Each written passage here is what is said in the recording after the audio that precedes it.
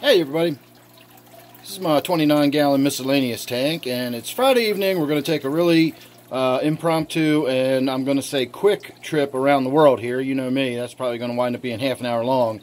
But I don't feel like I have a lot to talk about this week, so I'm really not planning on making a lengthy video. My Waterfall tank is actually what I've got to talk about more than anything, and I've already covered a lot of that in other videos. So once we get around to that, we'll wind up just sort of recapping. So here with my 29, I did do a water change this week. I did point out the flowering Anubias that is in there. It's still kind of doing its thing. I really probably ought to get in there and just cut that out because it's definitely past its prime and it's on the dying off end of the spectrum now. So that's no biggie. I can get in there and do that whenever. Or not. It's just a matter of that thing dying off, and you know, it's not like I don't have other dead vegetation in the tank from time to time, so not critical to do that, but I am going to get in there at some point and get that trimmed out. And then other than that, just the simple water change, the filter change, and then of course everything else is just ticking over like a clock, like this tank always does. My 55-gallon gourami tank is blacked out again. I knew when I did my first blackout and I got those stunning results and I got so much die-off from the black-beard algae, I knew that it was probably too good to be true, that it was just done. And over a period of several days, I noticed that I am starting to get some of that blackbeard is sort of recovering, and it's starting to put weight back on. It's starting to look healthy again. Here and there, little tufts of it. I'm starting to get stuff growing on the glass again. So before it has an opportunity to take hold, we're going to black the tank out again for 3 more days and see what happens. So that's what's going on with the gourami tank at the moment. No, nothing over the glass or anything. It's just sitting there without the light turned on. So you can see, you know, ambient light will get in there. I'm not going to worry about, you know, blacking it out. But based on the results I got last time I did this, I'm not going to worry too much about you know, doing that unless I really find a need to do that at some point. So in this tank, the only thing I've got going on is my new filter. As far as I can tell, everything just seems to be working fine. Not a lot to talk about. It works the way, I'm sorry, I said filter, I meant to say heater. It works the way a heater works, you know. When it drops down below the temperature I have it set at, the heat comes on and it warms it up, and when it gets to the temperature it's set at, the heat goes off, and that's really about all there is to say. So, yay, I'm happy with that. And I'm getting used to the look of having the temperature displayed in the back of the tank, too. At first I found that to be a little gaudy and unpleasant to look at, but I've kind of gotten used to it. And it sort of almost gives like a digital high-tech look to the tank, even though it's a very, very low-tech tank, as all my tanks are. So, still looking good on the T-bar. Haven't really noticed any more of those holes in its head. From time to time, I do see little tiny specks and spots, but they never really seem to develop into anything that would, you know, account for being a lesion or, you know, some sort of hole in the head that you might expect from the lateral line erosion disease. So you can see he's back there looking out here, checking me out to see if I'm still standing here. I am, of course, wearing my very subtle neon safety lime green shirt, which is always a great idea to put on right before you go do a video in front of a bunch of reflective glass. So if you see any bright yellowy glow in the background, that's me. So my Black Ghost knifefish tank. I did a water change in here. I did trim out some of the plants. I spoke about that recently. Again, not a lot going on since my last update. I've pretty much got everybody caught up to date on what's going on in these tanks. Now, right here, you can see a good example where that rubber lip pleco is on the wood, and you can actually even see bare wood is exposed. That's in there working on that and chewing it down and keeping it clean.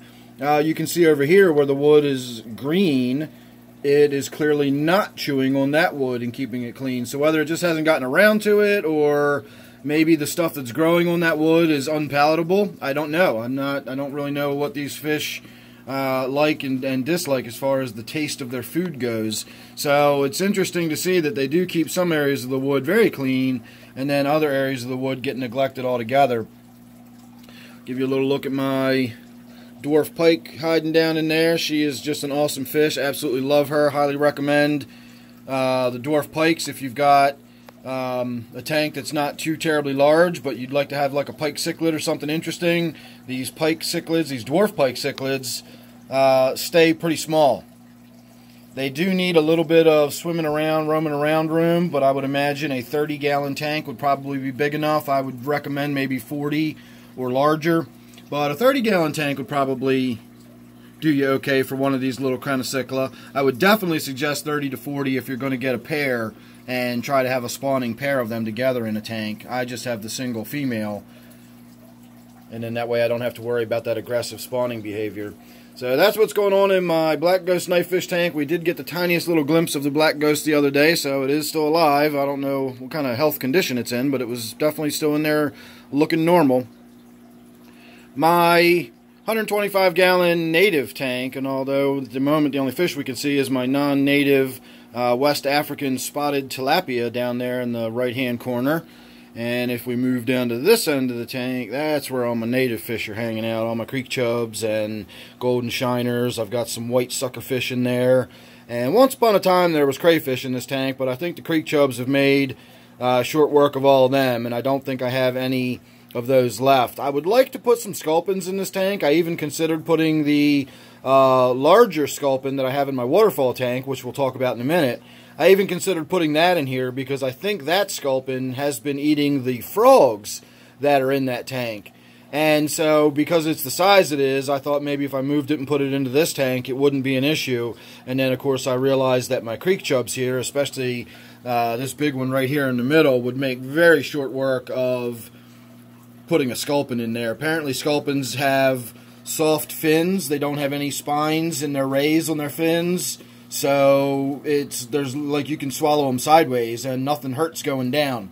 So they're just soft meat. They're food for everything that eats small fish apparently. And I never realized that. I always thought they were kind of like plecos. I thought they were sort of, you know, spiky, well-protected, bottom-dwelling fish, and they're not. The only thing that protects them is their camouflage. Other than that, as I said, they're very soft meat. So putting that one in this tank would be basically just giving, you know, just fish food. So I'm not going to worry about that. I did something different, which we will get to, as I said, when we get to my Waterfall tank. And making a brief appearance is my Chinese algae eater. I do still have this thing in here. And it, I don't know, does its thing, whatever. It doesn't really seem to bother anybody for the most part. I keep it well fed. I make sure lots and lots of algae wafers go in the tank. There's plenty of wood for it to chew on. And then, of course, you can see how nice and clean the tank is. Very little in the way of growth on anything in here, and that's because I have both a large pleco and that Chinese algae eater, and between the two of them, they keep this tank very clean. I do get little odd bits of that bright green. I don't know if that's cyanobacteria or whatever that is, but I do get little spots of that in this tank. I don't worry about them, but I do get them. So make what you want out of that. My snail tank is still snail tanking along. It's just the tank with snails in it. Just not much to talk about with this one. You know, if you can't breed snails, then you probably ought to find a new hobby. As long as there's water and food, you'll be able to breed snails just fine. I do have 2 ghost shrimp that are in this tank.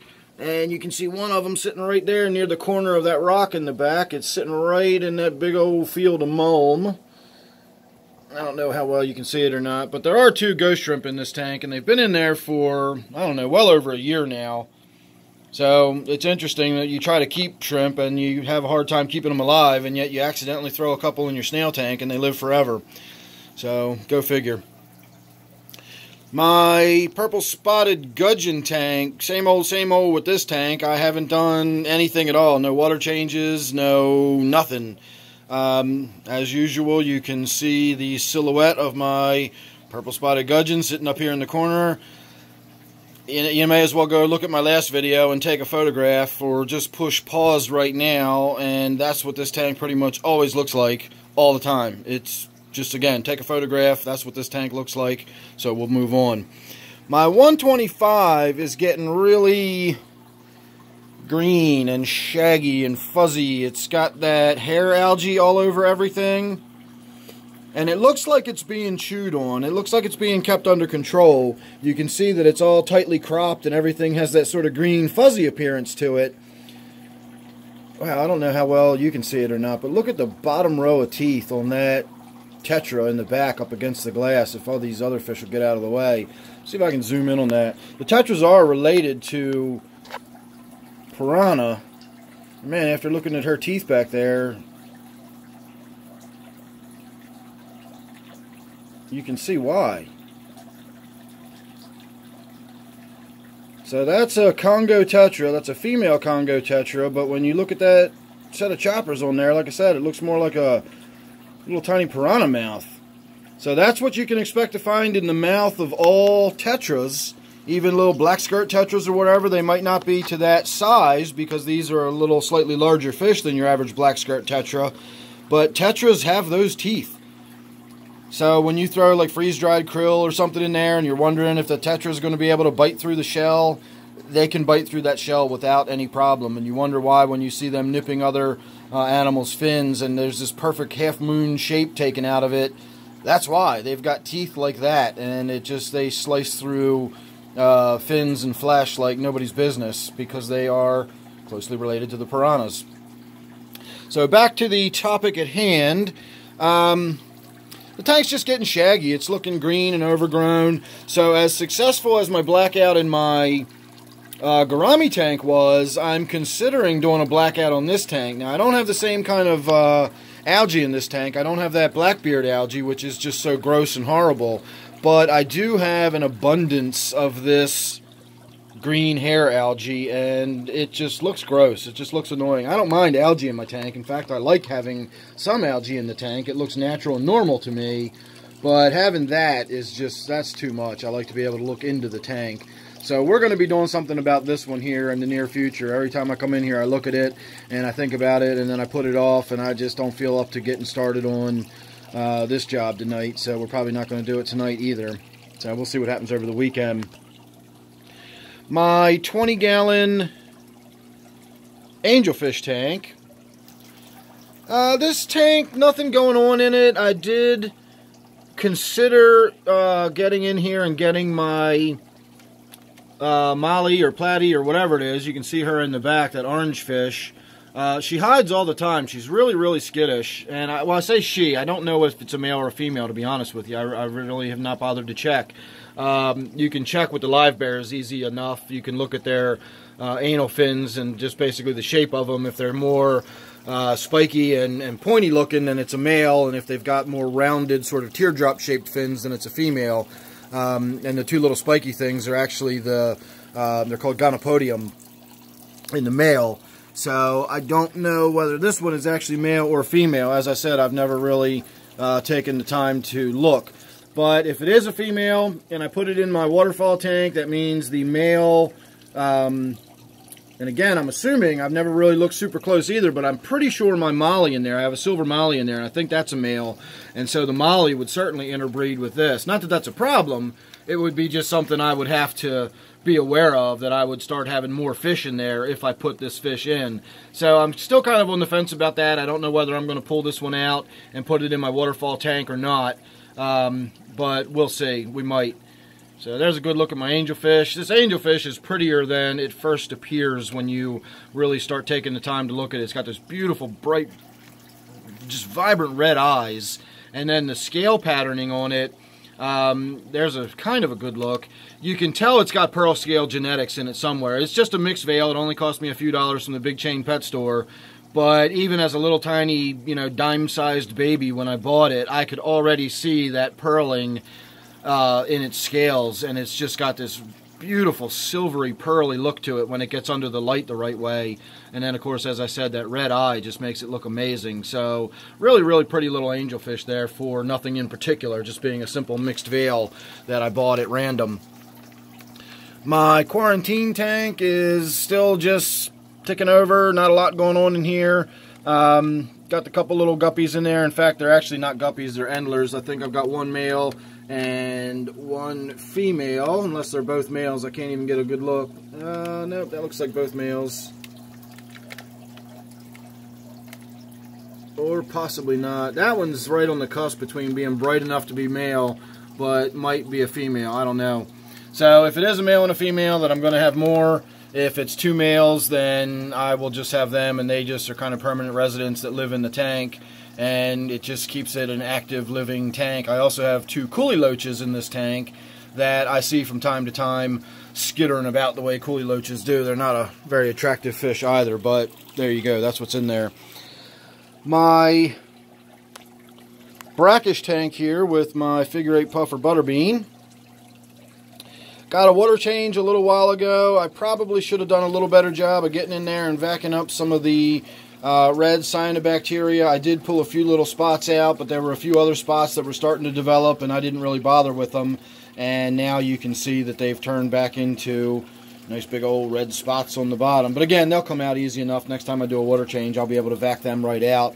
And then I should probably also hit some of the stuff that's growing up on the leaves and everything up there. So other than that, nothing really to talk about in this tank either.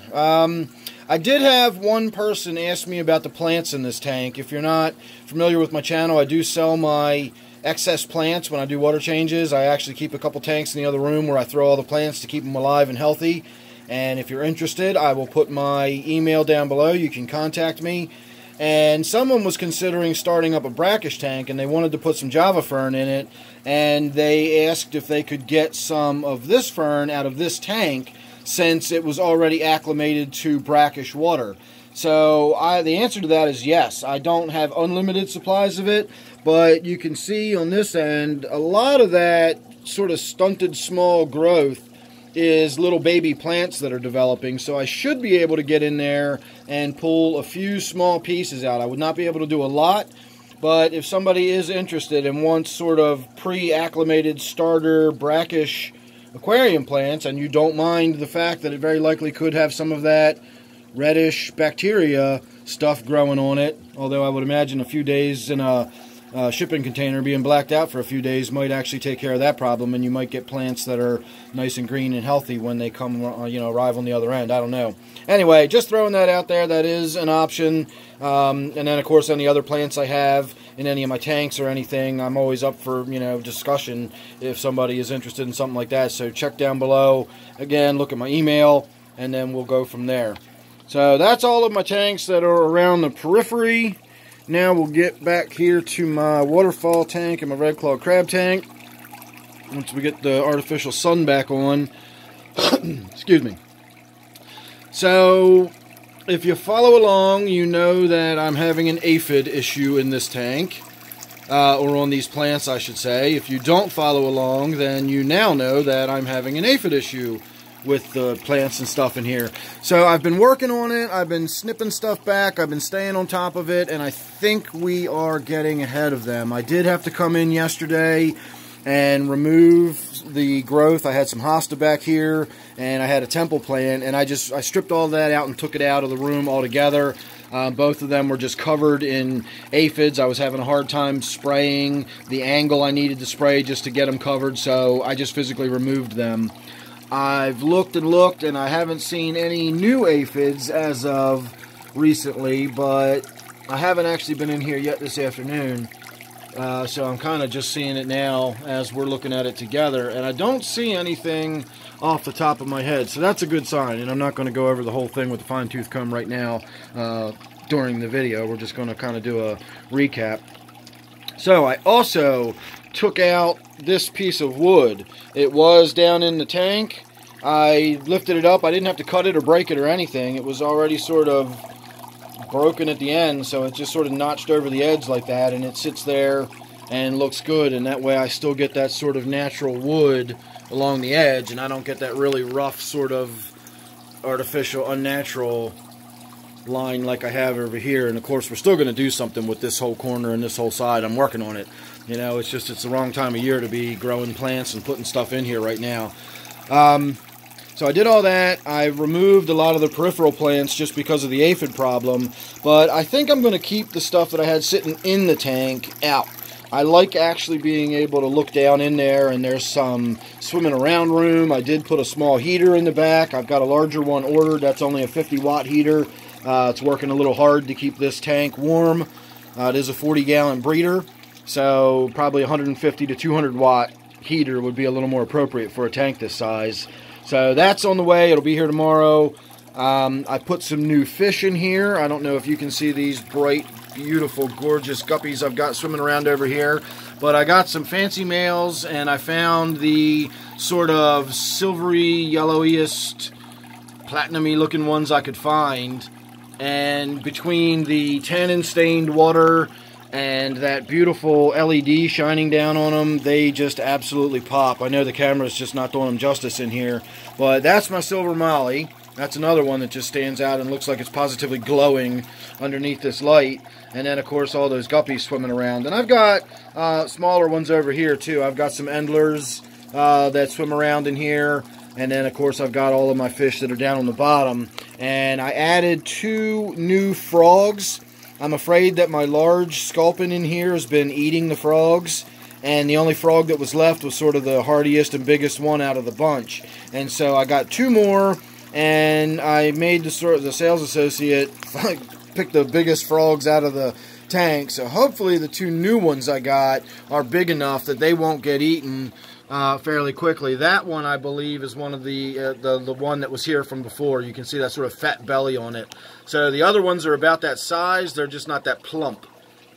And while I'm down here, I just looked over and noticed we've got one of my sculpins is sitting in the leaves right there. So a couple days ago, I actually found one of my sculpins in this tank. It was actually trapped behind the Lexan down here. It had gone into this end and somehow gotten behind the divider. If you look, you can see I've got a Lexan divider in the tank, and the sculpin was on the back side of that in brackish water. And as far as I know, it's doing fine. In fact, a little while ago when I was in here, it too was sitting up on the surface of the leaves. I tried to shoot some video of it, but I wanted to put my finger near it for scale. It was actually lying on this, and the back of its head was actually crusting through the surface of the water. And when I got my finger near it to give you a size of scale, it of course scurried away, and I never really got it on video, so we're not even going to bother to see that one. But it gave you a good idea. Well, in theory, it would have given you a good idea of how large my large sculpin is, and then that way you can see how easily it could have devoured some of those frogs. So hopefully the frogs will survive. Hopefully these guppies will survive, because I'm just in love with them. They're so pretty. Oh, speaking of the devil, that's the big one right there. I am just really, really loving these sculpins. They're just such a fascinating fish, and they're so neat looking. They look like little prehistoric dinosaur fish. I really wish the tank didn't have so much crud and dirt on it. I generally don't use my bare fingers to wipe my tanks clean, but under the circumstances, well, that's what you got. I'm trying to give you a good look at all of its fins, because its fins are amazing. If you look at its pectoral fins, they actually splay out and look close to like wings on the side almost. That gave you a little bit of a glimpse of them. The pectoral fins are enormous on these fish, proportionately. Really, really cool fish. I'm really, really happy with them. When the weather warms up, I'm going to put more in here. Apparently they're not aggressive towards each other, and they'll live in groups. And if that's the case, I'd love to have a nice little group of them going on in here.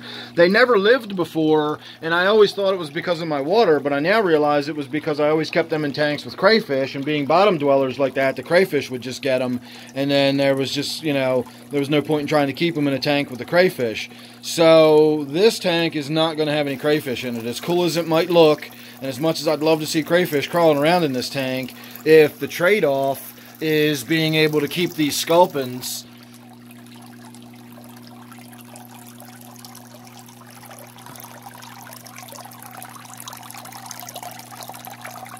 I mean, that's just the coolest fish ever. It swims up and it just lays in the floating vegetation. It just lays at the surface. How awesome is that? So, no crayfish for this tank, and that is the reason why. Get a look at one of my small frogs swimming around down there. And we will have one sort of final look at the backside here of my secret tank. Now, I don't have the internal tank lights lit. Let me light them up. I did put another light in here, and so when I'm back here I can actually light it up like that. It's not a ton of light, I don't even know if we'll even be able to see it, but I put a little homemade LED light strip on a piece of PVC pipe, and then this piece of wood right here actually extends over top the lip of the tank about that far, and on the underside of that piece of wood I ran a couple of screws and just stuck that piece of PVC. And then, of course, as I said, the piece of PVC just has a simple LED light strip on it, and then that's what makes my little internal tank light right there. So here is my clown pleco. There's one of my sculpins, and there's another one of the sculpins sitting over there on the rock. Again, just absolutely fascinating fish. Love these things. And then my white suckerfish. You can see its tail right there, and then its little nose and face is sticking out here. It's kind of hiding underneath my filter. So that's the white suckerfish being reclusive and hiding in there. So, alright everybody, I'm going to wrap that up. Say thanks for watching. There was my 25-minute, 26-minute around the world video, and I'm going to leave you back here on my secret tank. So thanks for watching. Make sure you subscribe. You never know what you're going to get with me, and I will see you real soon on the next one.